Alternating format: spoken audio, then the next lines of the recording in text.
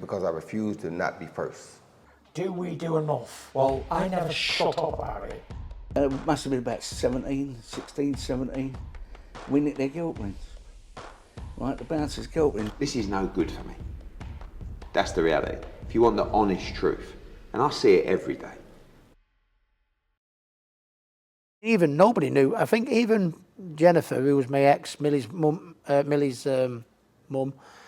even though I lived with her, I don't think she knew how bad it was. She knew I wasn't well. I know my mates knew I wasn't well, but what I'd do, when I was on my own, I'd be in tears, I'd be wanting to kill myself, I'd be horrible. But then when I went home, for the sake of, because I didn't want all my mates to, I can't go to my mate and go, I'm crying every day, can you please help me? Oh, I want to kill myself, everything like that. They think, well, Rick's lost the plot here, you know what I mean? That's a nutter. So, a lot of the things you keep it in, and that's when half the damage is done. When you keep it in, you can't keep it in on your own. And that's why, we've lost so many. I've lost family to, mental health because, they've kept it in and they've not shared it. So that's why I can't help but bang the drum all day long.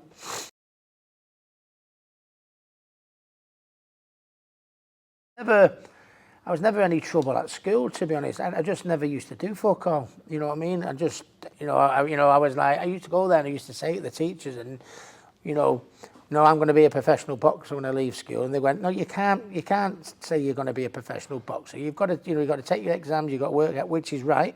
You've got to take your exams, you've got to work hard and try and get a job. Well, what happens if you don't become a professional boxer? No, I'm going to be a world champion professional boxer.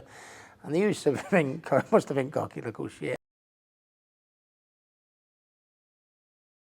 My boys are very, very, they're not brazen, they're not cheeky either. If they're sitting there and their oldest is there, they get up, they'll let them sit down. Like they've got good morals. I'm not saying they're angels because they're far from angels, but moral respect, I've implanted that in them very early.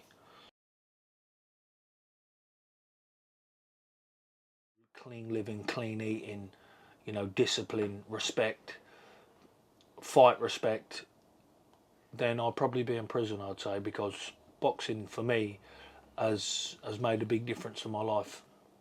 Good and bad, like, don't get me wrong, it's not all people look and think, oh, I'd love to be a professional boxer at that level. You're boxing in the ring, you're earning loads of money, you're doing whatever, but it's not always the case. Sometimes, it can get very lonely, stressful, depressing at times, I suppose, but when you know one way, and that's all it's one way in, well, there's no turning back. You know what I think happens? I think in this fighting life, and I've experienced that, I think you know who's what for what. So you could have people there who are your mates, they are your mates, but you don't ever see them when you're partying. So, okay, that's my mates for partying. And you got your mates who don't want to party with you. Nah, they want to do business with you. Like, that's me, mate.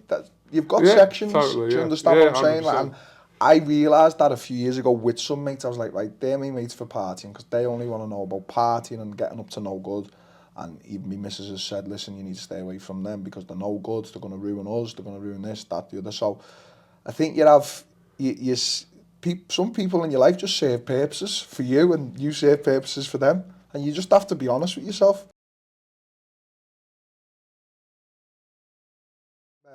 Years ago, me coach Colin was like, he wanted me to work with like one of the best guys, like, I don't know what we call him, psychologist or whatever. He was like really good with science and the brain and how it works. He was like, listen, Belliew's gone with him, all these guys have gone with him, try it. And I was like, all right, I'll try it. And like after once, I don't even think I give it the time of day. I just done once and I was like, yeah, it's not for me.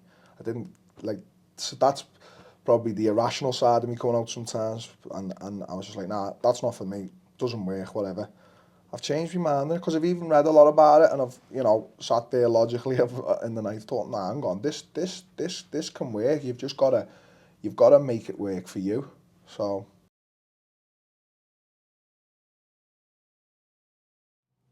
When you're deciding, well, when I was deciding to go pro, it was the struggle of time. And I didn't feel like I was getting enough time with the baby. And to be honest, I still don't feel I get enough time with the baby.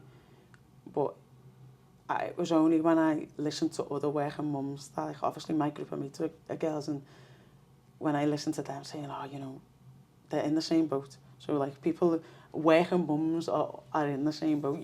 There's certain things that are expected of you. Everyone in our family, there's so many of us, but we've all got roles to play.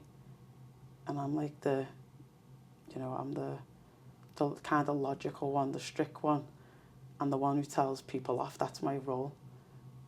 So I kind of hide my emotions to play that role, and I try not to get emotionally involved because I've got to do the telling off. So I keep a lot of my emotions to myself, and then I go away and deal with them however that is. But to everybody else, they'll be like, oh, she doesn't show any, she's heartless, and it's because I go away and process my emotions away from sight. Depression exists in all sports. In every sport. You know why depression exists in sports? Because with every major sport there's a massive high and there's a massive low, and with massive lows comes massive sets of depression. So it's not just boxing, it's all sports. Every major sport covered by TV, by the media, brings highs and lows, and with them lows, like I said, comes depression, comes dark moments. I'll never forget Canada.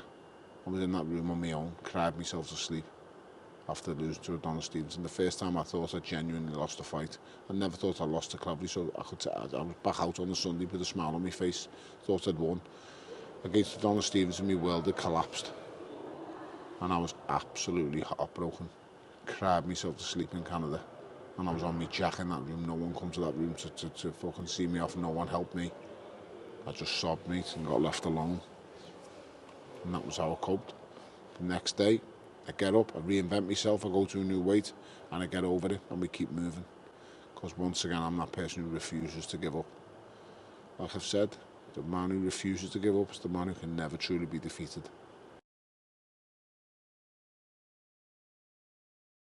I've had some horrible, dark moments. Yeah, losing people's always a battle that you can never get over, so yeah. I haven't had a worse moment in my life than losing my brother-in-law. So yeah. And I can never, ever, I watch my wife and not a day goes by I don't look at her and she doesn't think of him. And then by her thinking of him, I'm thinking of him as well. So they're losing battles that I can never get over, and I can never get the time back. So yeah, loads of them battles. Losing people is the saddest thing in the world. There is no pain in the world like grief. I've seen Stephen Bartlett do a video recently, and he said that the worst pain in the world is heartache. And I love Stephen Bartlett. I think he's absolutely brilliant. I really do. And spending a bit of time with him that I've spent, I've thought, you know what, you're such a bright individual. But he got that one well wrong. Because hearts mend. And there's always another love out there. But grief never goes away. And when people don't come back, there's no way of getting over it. So yeah, the worst pain in the world is grief. Boxing is life. Boxing is life. I have other business avenues that I do, but I can't fully commit to these business avenues because too focused on the boxing. You don't understand, Coogan. It's bigger than just a camera in someone's face. It's bigger than someone being it's doing it for the whole community, Coogan.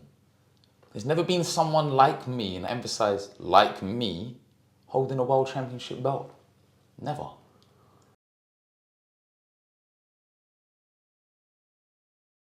For the community, man. I want there to be Indian kids who are watching sports, and I don't want them to think, oh, I can't do this because when has there ever been someone like me doing this? I don't know if you ever watched the film Bend It Like Beckham. Yes. There was a point where the girl's dad said to her, none of our boys are in the leagues, which is back then was true. It still kind of is true. There isn't many of us when I say us, I mean the Indian Brotherhood and Sisterhood, in any of the leagues. So I'm trying to make it that they can be inspired.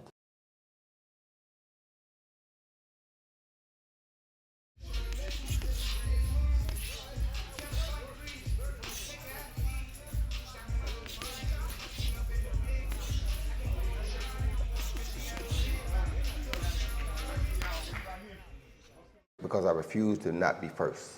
Do we do enough? Well, I never shut up about it.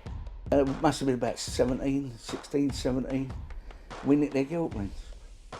Right, the bouncers guilt rings. This is no good for me. That's the reality. If you want the honest truth, and I see it every day,